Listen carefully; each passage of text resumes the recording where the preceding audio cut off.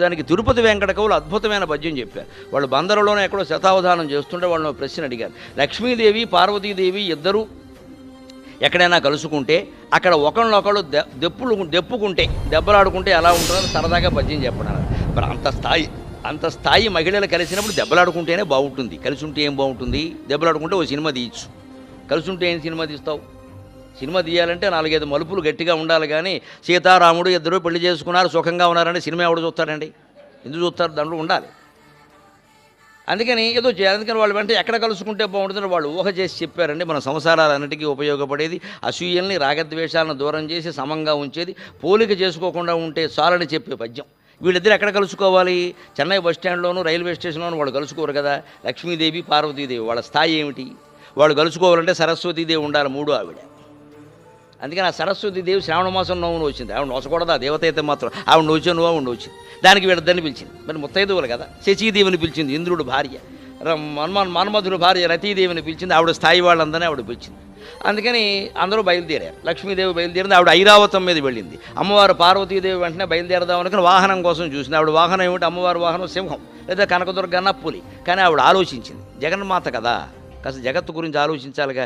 ఇప్పుడు ఈ సింహాన్ని వేసుకుని అక్కడికి వెడితే అక్కడ వ్రతం చేయడానికి అందరూ వస్తారు. వాళ్ళు ఏవో వాహనాల్లో వస్తారు. గ్రద్ద మీద ఒకళ్ళు, ఏనుగు మీద ఒకళ్ళు, ఎలక మీద ఒకళ్ళు, ఎద్దు మీద ఒకళ్ళు, రకరకాలుగా వస్తారు. అన్నీ పార్కింగ్ అని అక్కడ పెడతారు.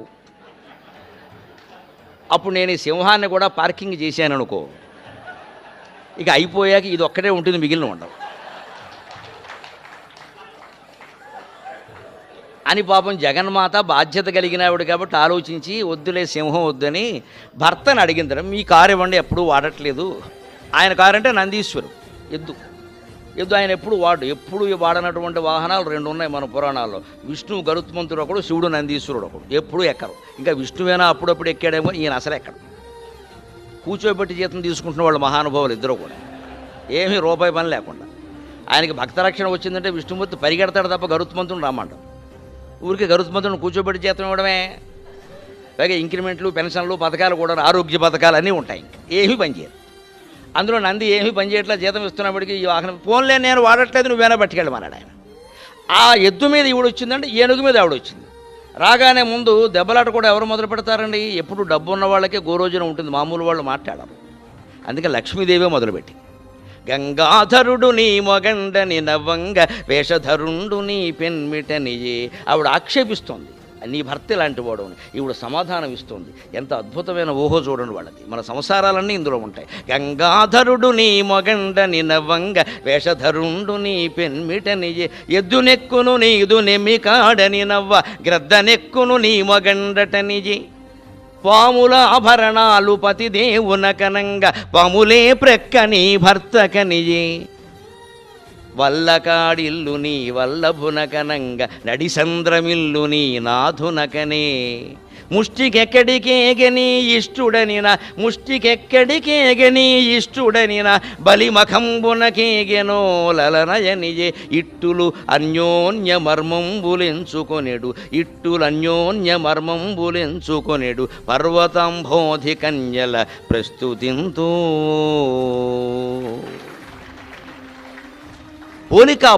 పోలిక జీవితాలు నాశనం చేస్తున్నది పోలిక.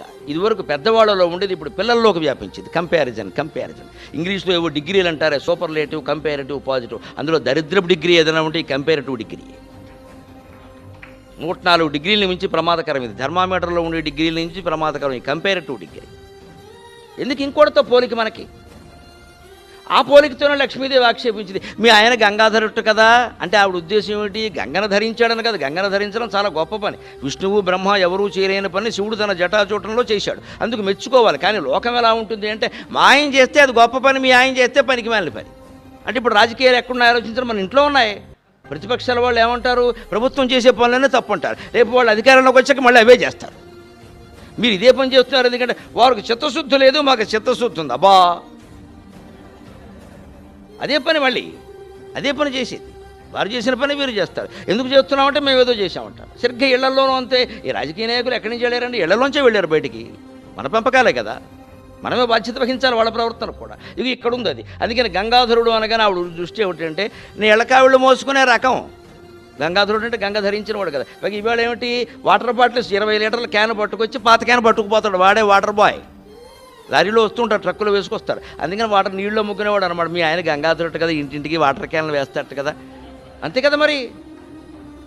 అందుకని పార్వతీదేవి వెంటనే, అవునమ్మా ఏం చేస్తాం, మేము కట్నాలు ఇచ్చుకునే వాళ్ళం, కొండకు పుట్టాను నేను, బండరాయికి పుట్టాను, మాకేమైనా డబ్బులా ఏమున్నాయి కనుక మా నాన్నగారు ఏదో దొరికిన వాడిని కట్టేశారు, నన్ను ఎక్కువ సంబంధాలు చూడలేక అని బీదరుపులు అరవలేదండి. ఆవిడ వెంటనే సమాధానం ఇచ్చింది. వేషధరుండు నీ పెన్మిట నిజయలక్ష్మి, మా ఆయన మోస్తే నీళ్లు మోయొచ్చు, నీళ్ళకాయ సీసాలు మోయొచ్చు, నీళ్ళ కావిళ్ళు మోయొచ్చు, ఏదో ఒక్క వేషమే వేశాడు. గుప్తదానం బట్టేనా కుటుంబాన్ని పోషించమన్నారు, అందుకని పోనీ కుటుంబ పోషణ కోసం ఆయన నీళ్లు మోసాడని అనుకుందాం, వేషం వేశాడు, నీళ్ళ కావిళ్ళవాడు. మీ ఆయన అలా కాదు కదా, ఒక వేషం కాదు కదా, 10 వేషాలు వేశాడు, దశావతారాలు. పైగా ఏ వేషాలో చెప్పుకుంటే ఇబ్బంది కూడా. చేప వేషం వేశాడు, తాబేలు వేషం వేశాడు, పంది వేషం కూడా వేసేట్టుగా. నువ్వెంత వరాహ అవతారం అన్నా పందేగా, విషయం అంతేగా, నువ్వెంత పొడుగు పేరెట్టినే. అంతే దశావతారాలు అయినాయి. అన్ని వేషాలు మా ఆయన వేయలేదు. ఎక్కడైనా సభ